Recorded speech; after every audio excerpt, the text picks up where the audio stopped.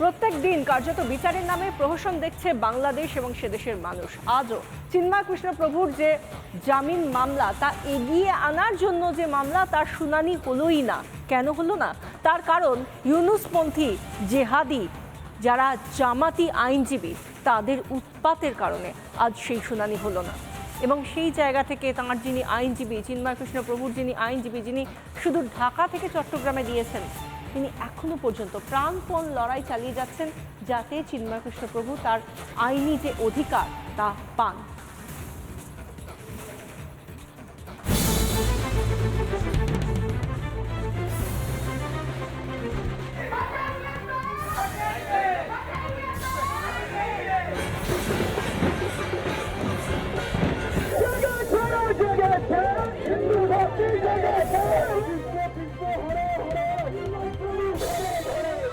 চিন্ময় কৃষ্ণ প্রভুর মুক্তির জন্য প্রাণপণ সংগ্রাম। ইউনুসের বর্বর বাহিনী, পক্ষপাত দুষ্ট বিচার ব্যবস্থা ও মৌলবাদী পুলিশের বিরুদ্ধে অসম লড়াই লড়ছেন বাংলাদেশের বর্ষিয়ান আইনজীবী রবীন্দ্র ঘোষ। বৃহস্পতিবার দিনের শুরুতে চিন্ময় কৃষ্ণের জন্য কিছুটা আশার আলো দেখা গেলেও ফের আঁধার নেমে এলো ইউনুসপন্থীদের গা জোয়ারি দেয়। আরও একটা দিন বিচারের নামে প্রহসন দেখল গোটা বিশ্ব। চিন্ময় প্রভুর জামিনের শুনানি এগোনোর মামলা বুধবার সওয়ালে বাধা নিগ্রহ আইনজীবী রবীন্দ্র ঘোষকে।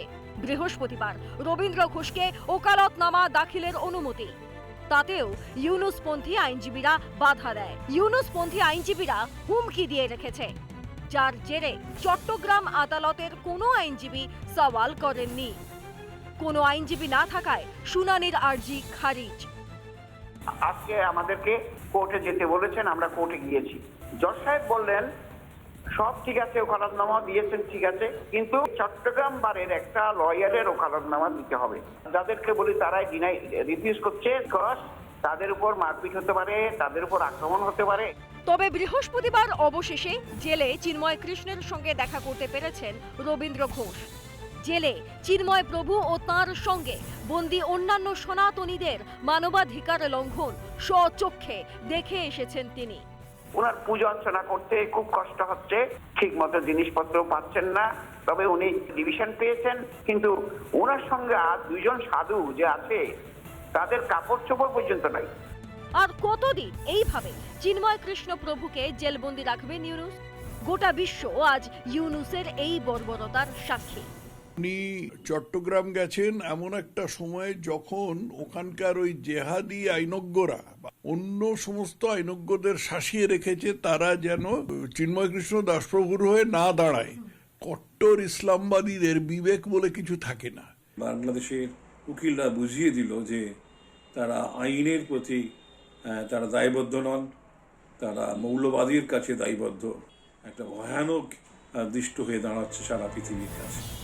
চিন্ময় প্রভুর গ্রেফতারের দিন থেকেই বিচারের নামে প্রহসন চলছে বাংলাদেশে। ইউনুসের আশকারায় হুমকি দিয়ে জামিন আটকে রেখেছে মৌলবাদী জামাতিরা। ইউনুস বোধহয় ভুলে গিয়েছেন একদিন কড়ায় গন্ডায় তার থেকে সব হিসেব বুঝে নেবে বাংলাদেশের সনাতনীরা। রিপাবলিক বাংলা। বাংলাদেশে যখন থেকে সংখ্যালঘু হিন্দুদের উপর অত্যাচার শুরু হয়েছে তখনই মৌখিকভাবে ঢাকা জানিয়েছিল তারা নাকি এর বিরুদ্ধে পদক্ষেপ করবে, কিন্তু ওই যে মৌখিকভাবে শুধুমাত্র আশ্বাসই মিলেছে, বাস্তবায়ন সেই কথার কোনো দিনও হয়নি, আজও হয়নি। বরং উল্টে যে সমস্ত জঙ্গিদের তারা ছেড়েছে, যারা জেহাদি, যারা ভারত বিরোধী জিগির তুলছে প্রত্যেক মুহূর্তে, তাদের জন্যই দিল্লির মাথা ব্যথা বাড়ছে, কারণ সংখ্যালঘুদের উপর অত্যাচার বাড়ছে বই কমছে না। অত্যাচারের শেষ নেই বাংলাদেশে। শেখ হাসিনা বাংলাদেশের মসনদ থেকে সরার পরেই হিন্দু সনাতনী থেকে শুরু করে সংখ্যালঘু সম্প্রদায়ের উপর বেড়েই চলেছে অত্যাচারের মাত্রা। অত্যাচারের শিকার হয়েছেন আওয়ামী লীগের নেতাকর্মীরাও। বিশেষ করে যশোর, খুলনা, বাগেরহাট, সাতক্ষীরা জেলার প্রত্যন্ত অঞ্চলে নির্যাতিত ও নিপীড়িতদের সংখ্যা বেশি। বাংলাদেশে যখন দিকে দিকে হিন্দু নিপীড়নের বা অত্যাচারের কথা উঠে আসছে, অভিযোগ উঠে আসছে, তার পাশাপাশি আরও গুরুতর অভিযোগ উঠছে যে বহু ক্ষেত্রে বাংলাদেশ পুলিশ এই অভিযোগগুলোর মধ্যে অর্ধেকটাই নথিভুক্তই করছে না।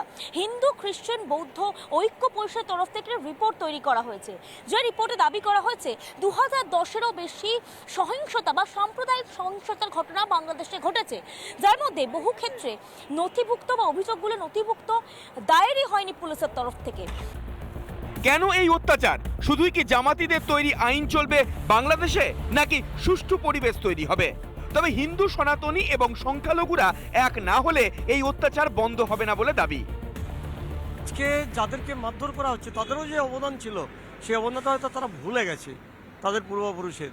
অতএব একটা স্বাধীন দেশ, যারা নিজেদেরকে স্বাধীন দেশ বলে গর্ব করে, তাদের এই ইতিহাস সম্বন্ধে সম্যক ধারণা থাকা উচিত। অন্তর্চক্রের সন্ধি আমরা বুঝতে পারছি, নাহলে এত বড় ঘটনা ঘটাতে পারতো না। পাকিস্তান আজকে মদত দিচ্ছে। শুধু যে মারধরের ঘটনা তা নয়, বাংলাদেশে ঘরবাড়ি পোড়ানোর ঘটনাও কম নয়। 5ই আগস্ট থেকে 22শে অক্টোবর 2024 88টি মামলায় 70 জনকে গ্রেপ্তার। 2010টি সাম্প্রদায়িক হিংসার ঘটনা, হামলাকারীদের অধিকাংশ বিএনপি ও জামাতি। 5ই আগস্ট বিজয় মিছিল থেকেও হামলা।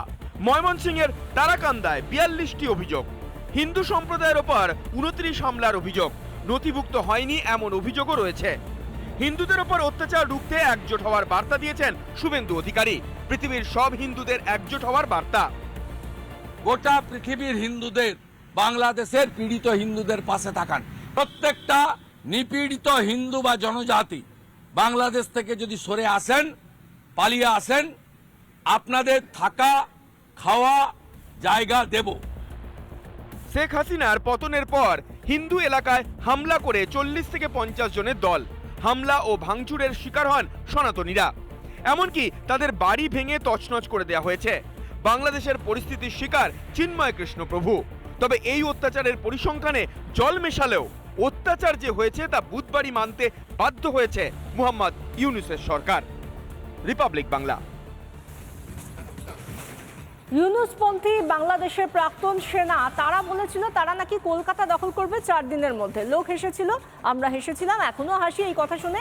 কিন্তু এরই মধ্যে জামাতি ইউনূসপন্থী প্রাক্তন এক পুলিশ কর্তা, তার স্বাদ আরও বেশি, আরও বড়। তিনি বলছেন যে পশ্চিমবঙ্গ তো দখল করবই, সেই সঙ্গে উত্তর পূর্বের 7 সিস্টার্স সেটাও নাকি তারা দখল করে নেবে। বাংলাদেশ নানা ধরনের কন্টেন্ট দেখার জন্য লাইক করুন, শেয়ার করুন আমাদের ফেসবুক পেজ, সাবস্ক্রাইব করুন আমাদের ইউটিউব চ্যানেল। পাশাপাশি অন্যান্য ব্রেকিং নিউজের জন্য অবশ্যই চোখ রাখুন রিপাবলিক বাংলায়।